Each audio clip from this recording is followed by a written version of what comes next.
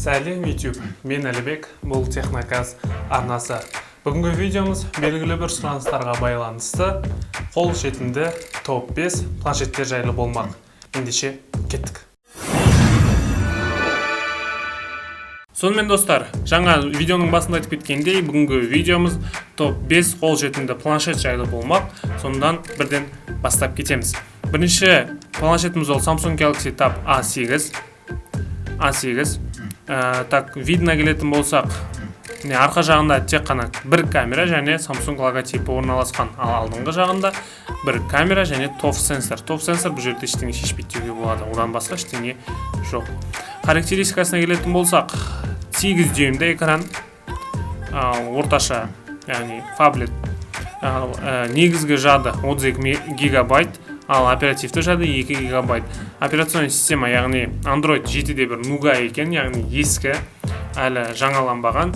Оны алмастан бұрын көру керек. Егер обновление келіп 10-ға дейін обновляция ете алатын болса, онда алған дұрыс.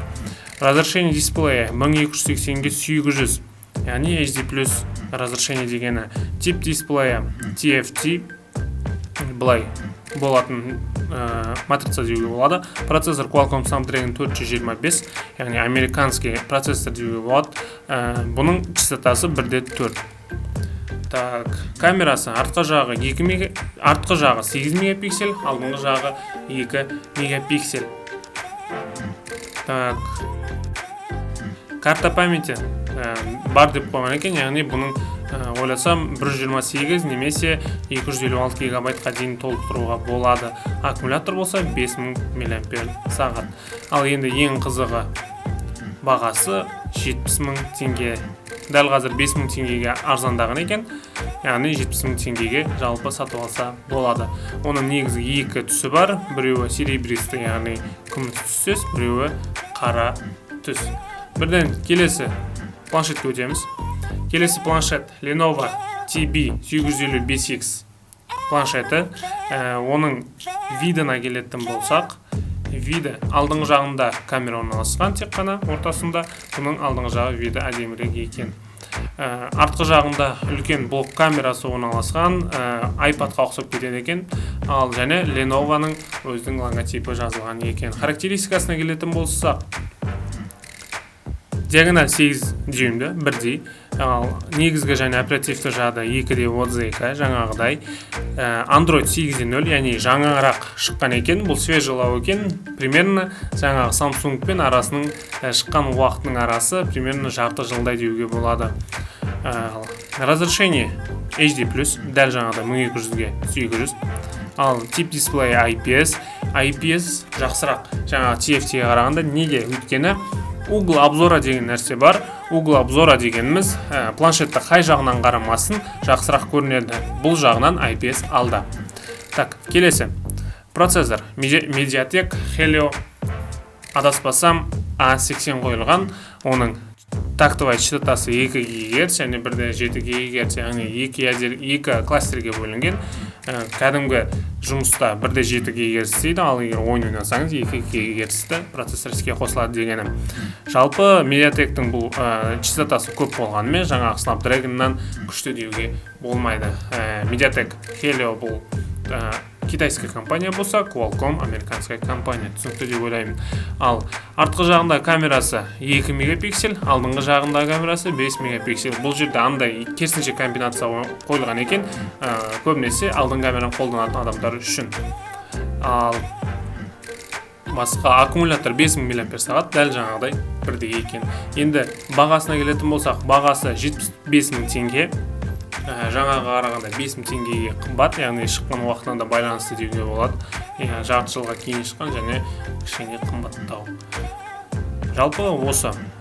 Келесі планшетке өтеміз. Lenovo Tab E10 16 гигабайттығы.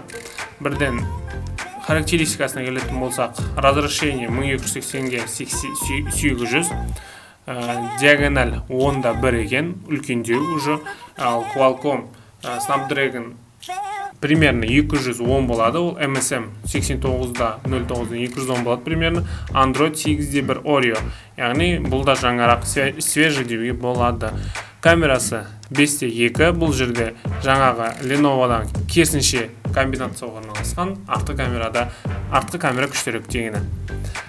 Так, бұдан басқа время работы 5 сағат деген екен, ал аккумулятордың емкостын жазбаған екен. Жарайды.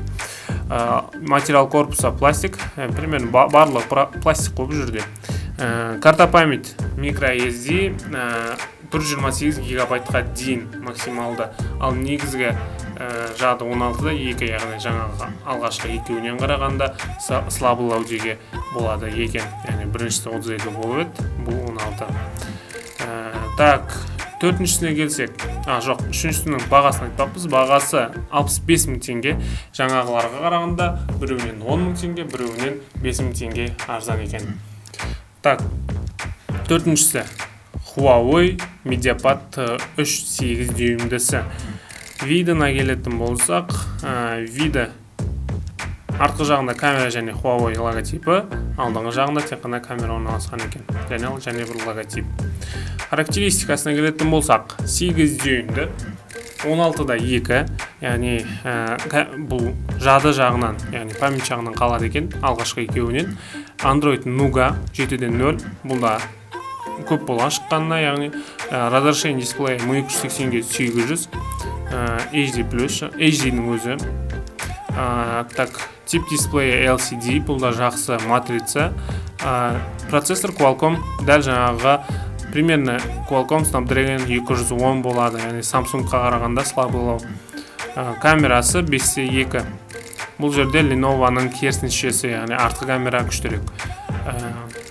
Емкость аккумуляторы 4800, бұл жағынан кішкене артта екен. Жаңағыларға қарағанда 2200 мАч-ға аз екен. Ал енді негіз қызығы бағасы 70 мың теңге. Примерно барлығы идентичный бағалар ғой, примерно 5 мың 10 мың теңге айырмашылық етеді. Так, бесіншісі Huawei MediaPad T3 10 дюймдігі, яғни дәл жаңағы планшет, тек қана айырмашылығы мұнау 8 дюйм болса, мұнау 10 дюймді айырмашылығы сол, және ақшасында да айырмашылық бар. Ол дегені мұнау 70 мың теңге болса, мұнау 80 мың теңге. Айырмашылығы 2 дюйм, 2 дюйм үшін сіз 10 мың теңге қосып беруіңіз керек. Біреуі вертикально, біреуі горизонтально орналасқан. Планшеттер басқа характеристикасында ешқандай айырмашылық жоқ. Әрине, талдау бізден, таңдау сізден. Бүгінгі біздердің тапқан топ 5 планшеттеріміз осы. Жалпы біздер характеристикасын толық таныстырып кеттік деген ойдамыз. Сонымен қорытындыласақ, бүгінгі видеода кірген топ 5-ке кірген планшеттердің ішінен мен алуға кеңес беретінім ол Samsung Galaxy Tab A8 болады. Өйткені ашыңқырап айтсақ, процессор жағынан Snapdragon 425 орналасқан, ал қарсыластарында біреуінде 210 болса, біреуінде 215, біреулерінде тіпті қытайлық өндірушіден MediaTek Helio қойылған. Яғни процессор жағынан мощный дегені. Ал камера жағына келетін болсақ, 8 және 5 мегапиксельді, ол қарсыластарының біреуімен тең болса, біреуінен алда дегені. Ал оптимизациясына келетін болсақ, оптимизация жағынан Samsung, Lenovo және Huawei'дің қарағанда Samsung'тың оптимизациясы едәуір алда. Яғни түрлі багтар немесе қатулар Huawei мен Lenovo қарағанда онша болмайды дегені. Егер видеомыз ұнаған болса, каналға тіркеліп лайк басуды ұмытпаңыз және комментарийге өз пікіріңізді жазыңыз. Келесі кездескенше қош сау.